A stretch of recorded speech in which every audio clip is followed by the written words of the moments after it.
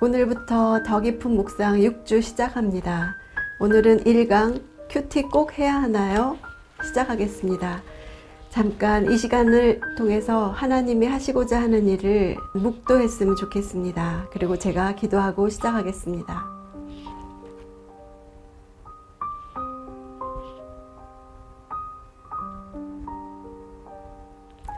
하나님, 이 시간을 통해서 하나님을 더 잘 만나고 싶습니다. 우리는 우리 자신 하나도 어쩌지 못하는 존재들입니다. 그러나 이 시간 성령님께서 우리를 주장해 주셔서 잘 듣고 하나님 만나는 큐티를 더 잘할 수 있게 인도해 주시옵소서. 예수님 이름으로 기도했습니다. 아멘. 큐티 꼭 해야 하나요? 그보다 먼저 큐티가 무엇이죠? 하나님과의 만남이죠.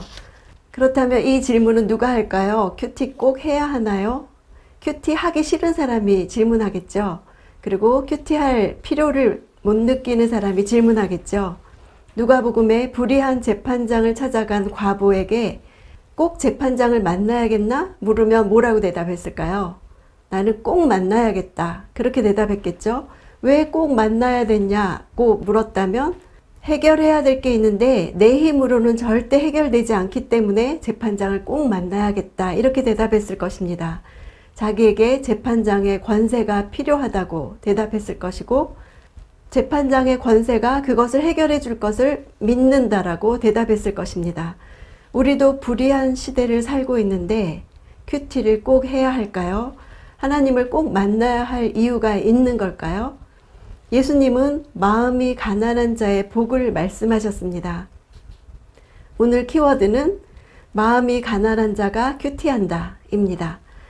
예수님이 마음이 가난한 자가 복이 있다 말씀하실 때 그 가난은 내면적인 가난과 물질적인 가난 모두를 포함하는데 겨우겨우 연명할 정도의 가난이 아니라 전적으로 누군가 도와줘야만 살 수 있는 절대적 빈곤의 상태를 나타냅니다.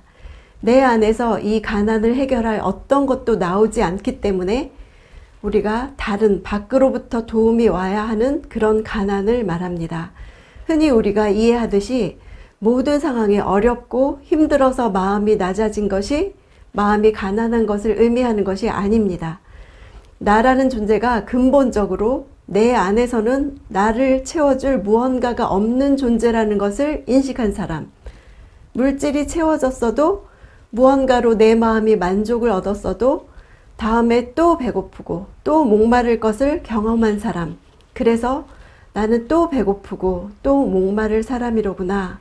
나는 정말로 위로부터 주어져야 살 수 있는 존재로구나. 를 인식할 때 마음이 가난해지는 것입니다.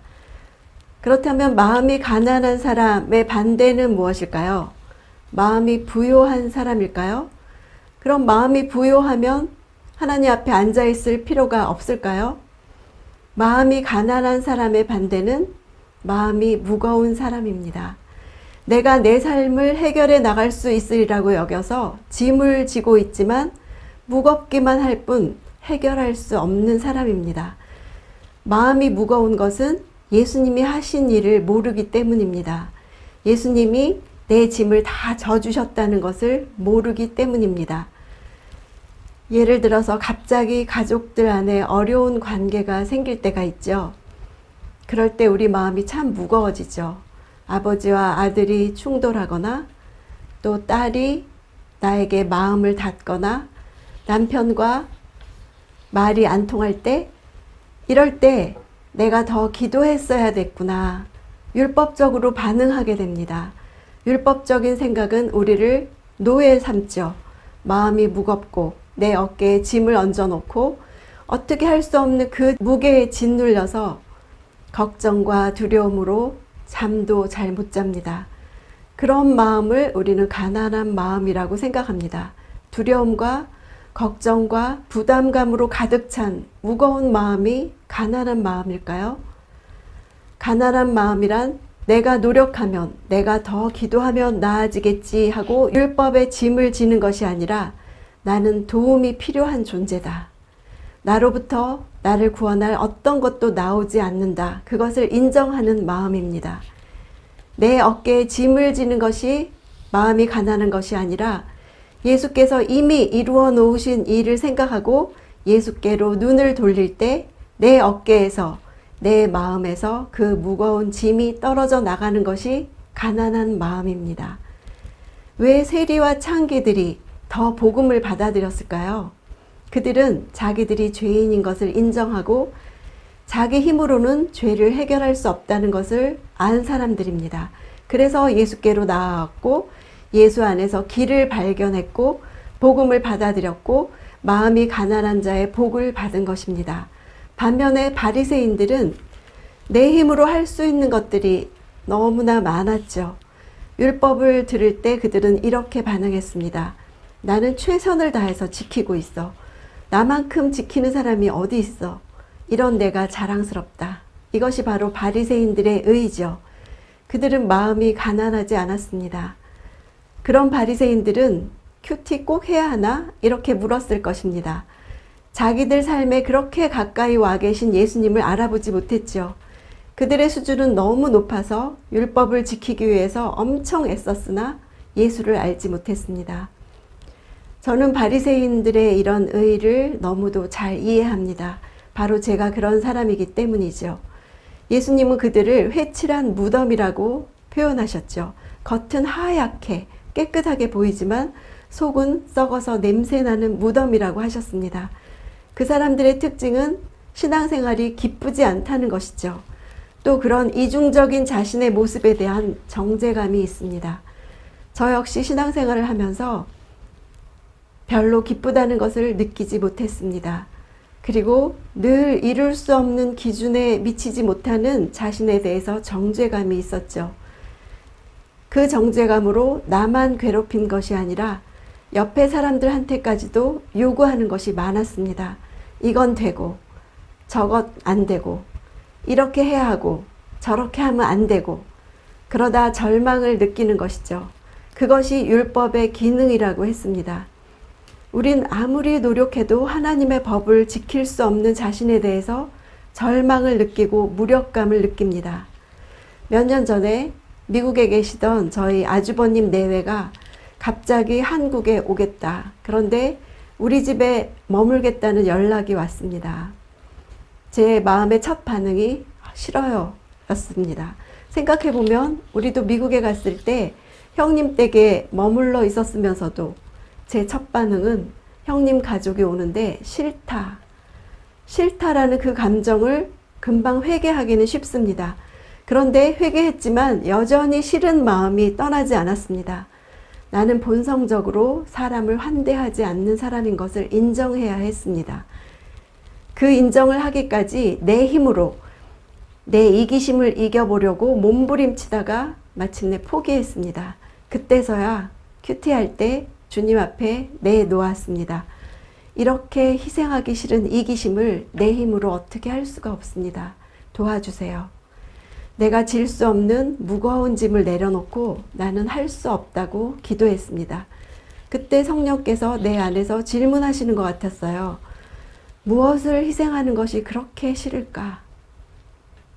곰곰이 생각해 보니까 손님들이 집에 계속 머물러 계시면 내 경건의 시간을 희생당하는 것이 제일 싫었습니다. 그때 큐티 사역을 하고 있었고 중보기도 사역을 하고 있었는데 집에서 큐티하고 개인 기도하는 시간을 갖지 못하고 사역에 나가게 되는 것이 싫었죠. 또 그때가 고난주간이었는데 금식도 못하겠구나. 그것도 싫었습니다. 그리고 말씀을 폈는데 고난주간 큐티 본문으로 이사야서 58장이었습니다. 이사야서 58장 6절에서 7절 말씀입니다. 내가 받고 싶은 금식은 이런 것들이 아니냐. 부당하게 묶인 사슬을 끌어주고 멍에의 줄을 풀어주는 것. 압제받는 사람을 자유롭게 놓아주고 모든 멍에를 부숴버리는 것이 아니냐. 너희가 굶주린 사람에게 먹을 것을 나눠주고 가난한 노숙자를 집에 맞아들이는 것이 아니냐. 헐벗은 사람을 보면 옷을 입혀주고 내 혈육을 못 본 채 하지 않는 것이 아니냐. 내 혈육을 못 본 채 하지 않는 것이 하나님이 받고 싶은 금식이라고 말씀하셨습니다.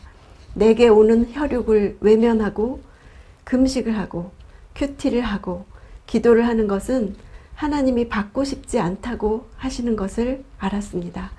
그래서 그때 무거운 짐을 내려놓고 자유함으로 결석도 하고 준비 없이도 나가고 그렇게 2, 3주를 보냈던 생각이 납니다.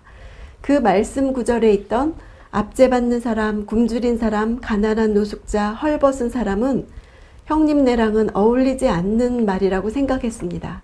그런데 그분들이 이제 미국으로 돌아가신 다음에 나중에 알게 된 사실은 그때 그분들은 하던 사업이 부도가 나서 완전히 빈털터리가 돼서 이제 다음에 무슨 일을 하나 막연할 때 무작정 한국으로 나오셨다고 합니다. 우리 집에 와서 환대와 안식을 누리고 갔노라고 말씀하셨습니다. 그 소식을 나중에 듣고 내가 그때 눈치라도 주고 실은 내색이라도 했다면 그렇게 생각하니까 얼굴이 뜨거워졌습니다. 안식이 필요한 사람을 내게 보내신 것이었는데 내 이기심 때문에 나는 할 수 없다고 고백할 때 말씀으로 바른 길을 갈 수 있도록 인도해 주셨습니다. 주님의 말씀을 듣는 순간에 내 심령이 변화되지요. 마태복음 5장 48절에 그러므로 하늘에 계신 너희 아버지가 온전하신 것 같이 너희도 온전해야 한다. 예수님은 왜 이런 기준을 말씀하시는가요? 어떻게 우리가 하나님의 온전하심 같이 온전할 수가 있을까요? 예수님은 우리가 온전할 수 없다고 인정하기를 바라신 것입니다. 병든 자라야 의원이 필요하다고 하셨습니다. 예수님 주위에는 힘없는 사람들, 주변부에 있는 사람들이 모였습니다. 왜냐하면 그들은 이런 율법의 요구에 이를 수 없다고 느낀 사람들이었기 때문입니다. 그래서 예수님이 필요해서 온 사람들이었습니다. 불의한 재판장을 날마다 찾아간 여인처럼 우리가 날마다 하나님을 찾아가서 만나면 그때 알게 됩니다. 나는 귀찮은 존재가 아니라 사랑받는 존재구나. 내 목적을 해결받으러 왔는데 사랑받으니까 문제가 더 이상 나에게 문제가 아닌 것을 알게 됩니다. 그래서 문제가 해결되지 않아도 하나님을 만나고 문제가 해결된 뒤라도 하나님을 떠나지 않게 됩니다. 바리새인이나 서기관이나 제사장 부류들은 예수님을 좋아하지 않았습니다. 마음을 불편하게 하니까요. 예수 없이도 잘 살고 있는데 그렇지 못한 내면을 들여다보게 하고 휘저어 놓으니까 아주 불편했죠. 세상은 마음이 가난한 자가 복이 있다면 비웃습니다. 하나님 나라의 가치체계는 세상과 다르거든요. 말도 안 되는 복을 말하는 거니까요. 예수님은 나는 의인을 구원하러 온 것이 아니라 죄인을 구하러 왔다고 말씀하십니다. 우리 모두에겐 하나님의 자녀로 잘 살고 싶은 마음이 있습니다. 그러나 내가 만든 기준에도 하나님의 기준에도 항상 못 미치는 것 같습니다. 오늘 키워드는 마음이 가난한 사람이 큐티한다. 그렇다면 큐티할 때 어떤 마음이 필요한지 아셨죠? 내가 내 힘으로 살 수 없는 사람이다. 하나님이 오늘 어떤 말씀으로 나를 만나 주실까 기대하면서 하나님을 만나는 사람입니다. 하나님을 만나야 오늘 살 힘을 얻을 수 있다고 생각하고 큐티하는 사람입니다. 그런데 그런 마음을 먹고 책을 펴도 본문이 내 삶과 전혀 매치가 되지 않습니다. 왜 그럴까요? 내가 원독자가 아니기 때문이지요. 큐티를 할 때 본문을 대하면서 가장 먼저 생각할 것은 이 본문은 나에게 쓰여진 것이 아니라는 것입니다. 나를 위한 책이지만 처음부터 나를 생각하고 쓴 책이 아닙니다. 이것을 읽을 첫 독자가 있었습니다. 원독자라고 하죠. 그래서 원독자가 어떤 사람들인지, 어떤 배경에서 이 말을 들었는지, 또 그들의 언어, 그들의 문화, 이런 것을 관찰해야 합니다. 누가 처음 예레미야서를 들었나요? 원독자들이 누구인가요? 바벨론 포로지에 있는 백성들이 예레미야서의 원독자였습니다. 그들이 이 말씀을 들을 때 예레미야에게 말씀하신 대로 다 이루어진 것을 보고 있었습니다. 그들이 예루살렘이 망하는 모습을 읽을 때 어떤 마음이었을까요? 우리가 망한 것이 마땅하구나. 오늘날 이 결과는 우리가 저렇게 살았기 때문이구나. 가슴을 치면서 회개가 절로 나왔을 것입니다. 절로 가난한 마음이 되었을 것입니다. 원독자들에게는 삶 전체를 바꿀 만큼의 메시지였던 것입니다. 그래서 큐티할 때 본문을 원독자의 눈으로, 원독자의 마음으로 읽는 것이 꼭 필요합니다. 그들이 이런 마음으로 읽었겠구나. 그들에게는 이렇게 들렸겠구나. 나에게는 이런 상황이 어떤 상황인가. 그 다음에야 나에게 적용해 보는 것입니다. 오늘 본문을 같이 볼까요? 생명의 삶을 보셔서 오늘 본문이 예레미야서 47장 1절부터 7절이죠. 1절을 보시면 바로가 가사를 공격하기 전 블레셋 사람들에 대해 예언자 예레미야에게 임한 여호와의 말씀입니다. 원독자들이 누구인가 생각하면서 보아야 한다고 했죠. 원독자들이 처한 배경 안에서 읽어야지 바른 묵상과 바른 적용이 나옵니다. 이스라엘을 오래 괴롭히던 블레셋에 대해서 말씀하시죠. 이 말씀은 블레셋 들으라고 하는 말씀이 아닙니다. 이스라엘이 들으라고 하시는 말씀입니다. 포로지에 있던 원독자들에게 블레셋이 망하는 것은 예레미야가 그들에게 예언할 당시만 해도 블레셋이 바벨론에게 멸망당하리라고는 생각도 못했는데 이제 지나간 역사로 보니까 예레미야에게 말씀하신 것이 그대로 다 이루어진 것을 본 사람들입니다. 2절에 여호와께서 이렇게 말씀하셨다. 보라, 물이 북쪽에서 일어나 흘러 넘치는 급류가 되고 땅과 그 안에 모든 것 위에 성읍과 그 안에 사는 사람들 위에 넘칠 것이다. 사람들이 소리치고 그 땅에 사는 모든 사람들이 울부짖을 것이다. 블레셋 멸망 예언에 대해서 2절은 중동 지방의 건기에 메말랐던 시내가 우기가 돼서 갑자기 물이 넘쳐 흘러서 큰 하천을 이루어서 모든 것을 삼킬 듯이 거칠게 흐르는 물과 관련된 시각적 이미지를 사용했죠. 시각적 이미지로 바벨론 군대가 얼마나 그 위용이 큰지, 또 블레셋의 처참한 멸망을 비유적으로 표현했습니다. 3절을 보시면 준마들의 말 발굽소리, 전차에 달리는 소리, 바퀴가 덜거덕거리는 소리에 아버지들은 손에 기운이 없어져 자기 자식을 돌아보지 못할 것이다. 3절은 청각적 이미지를 사용했습니다. 바벨론 군사들의 기세가 얼마나 강한지, 또 블레셋의 패배가 얼마나 처절한지를 예언했습니다. 맹렬한 바벨론 군대의 기세가 아버지들의 본능적인 부성애마저 중단시킬 만큼 위협적임을 나타내 줬습니다. 자기 목숨을 내놓고서라도 자식을 구하는 것이 부모의 본능이죠. 그런데 블레셋 아버지들은 감당할 수 없는 공포에 사로잡힌 나머지 이런 본능마저도 상실해버릴 것을 나타내주고 있습니다. 이런 배경을 알지 못하고 본문을 그냥 내 느낌대로, 내 생각대로 읽으면 3절에 아버지들은 손에 기운이 없어져 자기 자식을 돌아보지 못할 것이다를 보고 하나님, 내가 그렇습니다. 내가 자식 키우는 게 너무 힘이 들어요. 힘을 주세요. 이렇게 적용할 수도 있습니다.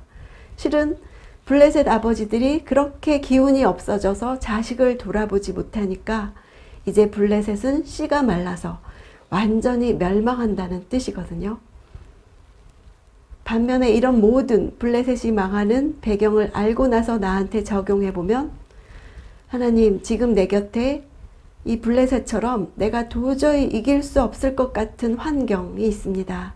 이 환경에 대해서 하나님은 오늘 내가 다스린다고 말씀하시는군요. 내가 주관자라고 말씀하시는군요. 그 하나님을 바라보고 끊어질 날을 소망하겠습니다. 이렇게 적용할 수 있는 것이죠. 하나님과의 만남은 이렇게 말씀을 듣고 귀 기울이는 것이죠. 성경을 고문서같이 생각하는 사람들 사이에서 말씀과 2020년의 내 삶을 비추어 보는 것을 사람들은 이해하지 못합니다. 심판에 대한 예레미야의 예언도 현실과 너무나 맞지 않기 때문에 비웃음당하고 조롱당했지요. 여호와의 말씀이 어디 있느냐? 지금 임하게 하라. 그런 말을 들어도 선지자는 지금 당장 성취되지 않았다고, 증거가 없다고, 말씀을 가볍게 여기고 조롱하는 사람들이 있어도 목자로서의 부르심, 예언자로서의 부르심을 피하지 않았습니다.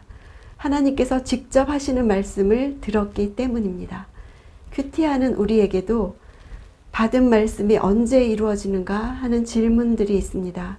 그 질문은 내 안에도 있고 가까운 사람들에게서도 옵니다. 하늘을 바라보면 영원 전부터 높은 곳에서 다스리시는 하나님이 보입니다. 이 땅을 바라보면 주를 버리는 사람들과 주를 떠나는 사람들, 말씀이 어디 있느냐 하는 사람들이 보입니다. 그 사이에서 선지자는 구원이 하나님께 있다고 믿는 사람입니다. 이렇게 살면 망한다가 이루어져야 그들이 다시 살기 때문에 하나님 말씀이 이루어지는 것을 그들이 보게 해달라, 그런 기도를 드리는 사람입니다. 하나님에게는 하늘의 차원이 있다는 것을 알고 이 땅에서 다 닫혀도 하늘이 열리면 된다고 생각하는 사람이 있습니다. 전후 좌우가 다 꽉 막혔다고 생각돼도 하늘을 기대합시다. 우리가 날마다 읽는 말씀이 하나님의 관점을 펼쳐 보입니다. 그러면 하나님의 비전을 가진 사람이 되는 것입니다. 큐티 꼭 해야 하나요? 나는 위로부터 도와주셔야 살 수 있는 사람입니다 하는 마음이 가난한 사람은 큐티 꼭 해야 한다고 말합니다. 하나님과 꼭 만나야 한다고 말합니다. 왜 꼭 만나야 하나? 내가 누군지 알아야 살 수 있기 때문입니다.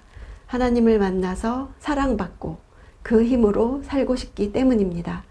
내게 주신 삶, 내 자녀의 삶, 내 가족의 삶, 이 시대를 살아가야 하는데 내 힘, 내 지혜로는 안 되기 때문입니다. 이것이 마음이 가난한 자의 복이요, 재판장을 찾아온 과부의 복이요, 큐티하는 자의 복입니다. 오늘 기억할 것 무엇입니까? 마음이 가난한 사람이 큐티합니다. 기도합시다. 이 시간에 내 인생을 위해서, 내 자녀를 위해서, 내 상황, 현실을 위해서 나는 아무것도 할 수 없다는 것을 인정하고, 그래서 나는 하나님이 필요하다고 고백합시다. 우린 자신에 대해서, 내 상황에 대해서 너무 많이 생각합니다. 내가 어쩌지도 못하면서 말입니다. 예수님이 뭐라고 하시는가가 중요합니다. 말씀은 예수님입니다. 말씀을 통해서 예수님을 만나고 싶다고 이 시간에 함께 기도하겠습니다.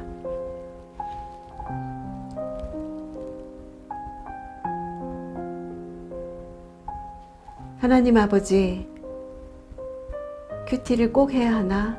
우리에게도 이런 질문들이 나올 때가 있습니다. 그러나 오늘 시간을 통해서 마음이 가난한 사람이 큐티한다는 것을 가르쳐 주셨습니다. 마음이 가난한 것은 내 힘으로 살 수 없고 위로부터 은혜를 주셔야, 위로부터 힘을 주셔야 살 수 있는 사람이라는 것을 알았습니다. 내가 바로 그런 사람입니다. 하나님이 위로부터 힘을 주시지 않고는 하루도 살 수 없는 사람입니다. 나는 마음이 가난한 사람입니다. 그래서 큐티하겠습니다. 오늘 이후로 큐티할 때마다 내가 마음이 가난하다는 것을 인정하고, 그래서 하나님을 꼭 만나야겠다고 고백하며 큐티할 수 있게 해주시옵소서. 그럴 때 말씀을 통해 또 오늘을 살아갈 힘을 주시는 하나님을 만나는 시간이 되게 축복하여 주시옵소서. 예수님 이름으로 기도했습니다. 아멘.